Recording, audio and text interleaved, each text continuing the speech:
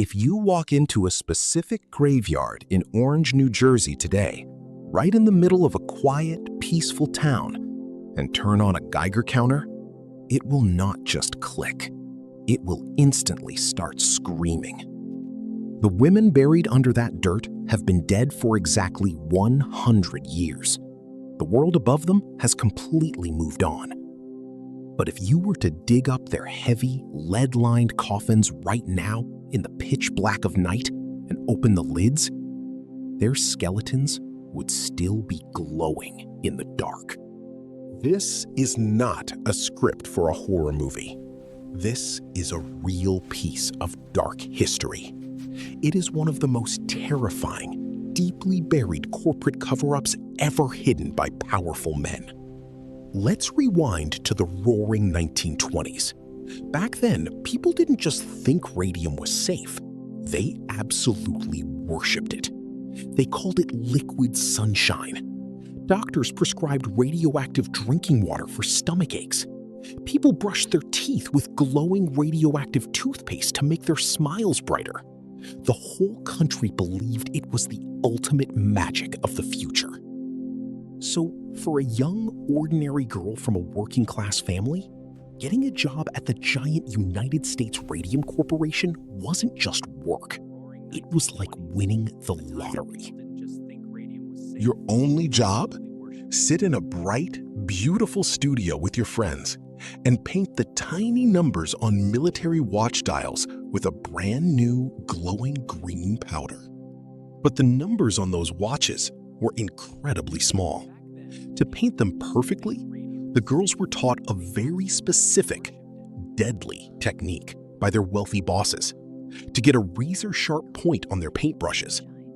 They called it lip dip paint. Put the brush in your mouth to wet it. Dip it in the glowing green liquid. Paint the number. Lip dip paint. Over and over again. 250 times a day. The executives in the expensive suits smiled and promised these young girls that the glowing powder was a medical miracle. They said swallowing a little bit of the paint would give them rosy cheeks, beautiful skin, and endless energy. But there was one tiny, terrifying detail the giant multi-million-dollar company purposefully forgot to mention.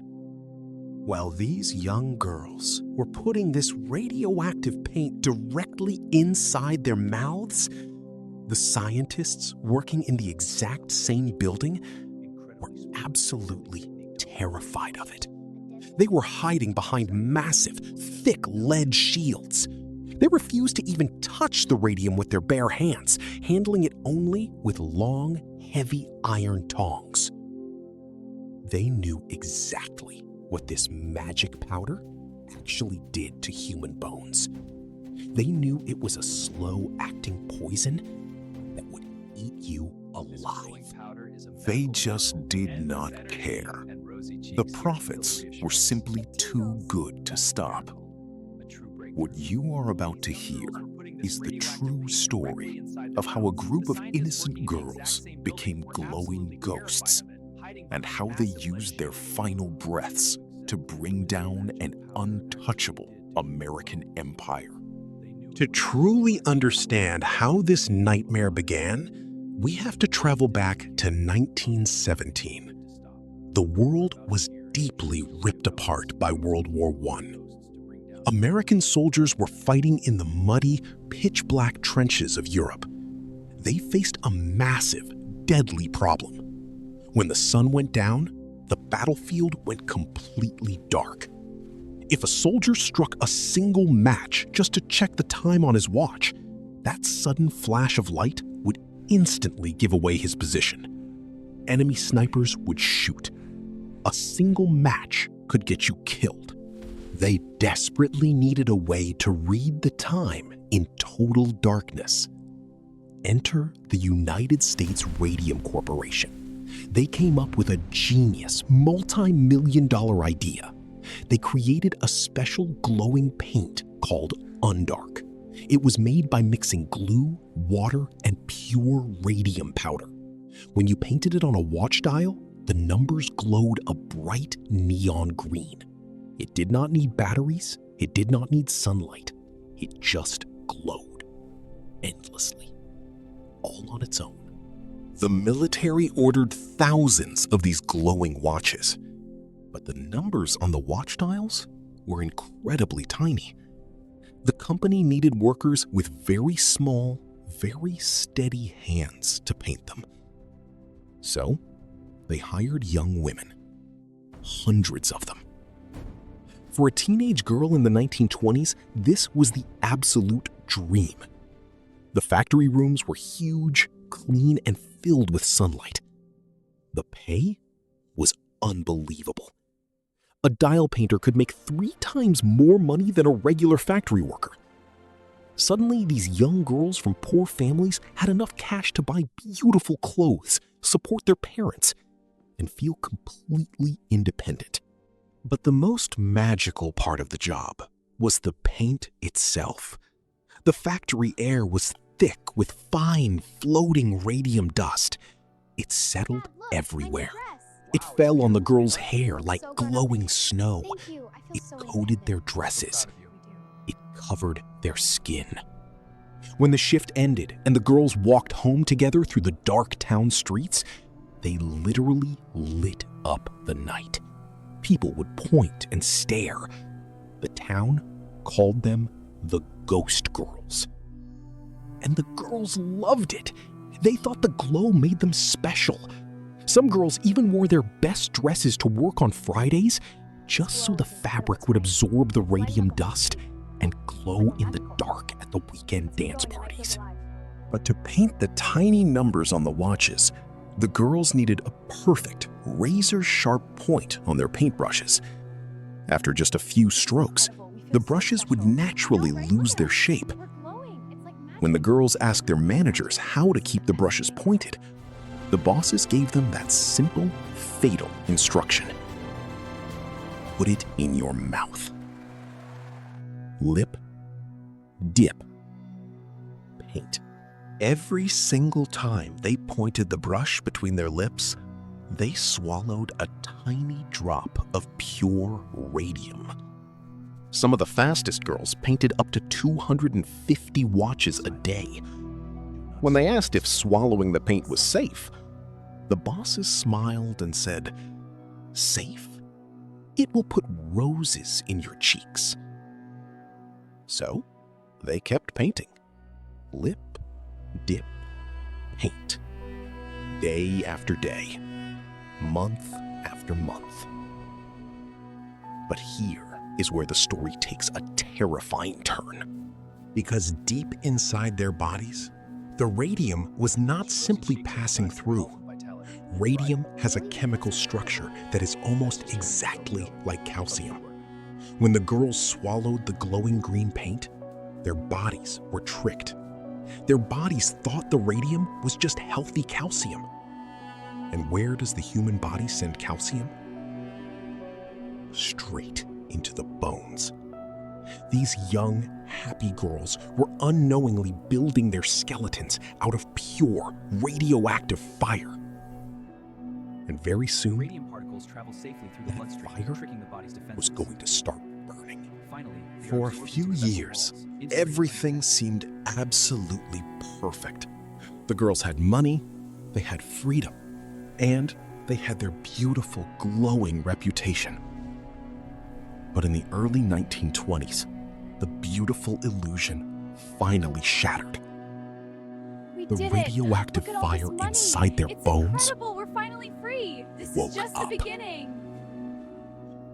It started with a young woman named Molly Maggia. Molly was one of the fastest and best dial painters in the factory. One day, she got a simple toothache. She went to the local dentist to have the bad tooth pulled. At first, it seemed totally normal. But when the dentist pulled the tooth, the hole in her gums did not heal. It just kept bleeding. Soon, the tooth next to it started to ache, so we pulled that one too. than the next one. Soon, her mouth was an open, painful wound that completely refused to close. What happened next is hard to even imagine. Molly went back to the dentist because her entire face was in terrible, blinding pain. The dentist gently touched her lower jaw to examine her. To his absolute horror, the bone simply broke. It crumbled under his fingers like dry ash. He reached into her mouth and lifted out her entire lower jawbone. He did not even have to use medical tools. Molly's body was literally crumbling to pieces while she was still alive. And soon, the terrifying reality spread through the town. It was not just Molly. All across the factory, the ghost girls were falling apart. Girls in their early 20s started walking with canes. Their legs were snapping in half just from walking across a normal room. Their spines were slowly collapsing. The doctors were completely confused. But when the girls sat alone in the dark of their bedrooms, they saw the terrifying truth. Their bodies were still glowing. The pure radiation was attacking their skeletons like millions of tiny, silent bullets. It was destroying their calcium, leaving massive, honeycomb-like holes in their bones. When the girls finally realized it was the glowing paint that was killing them, they went to their bosses. They begged for help to pay their medical bills. How did the giant, multi-million-dollar corporation respond? They lied. They completely denied everything. The wealthy executives paid off doctors to keep their mouths shut.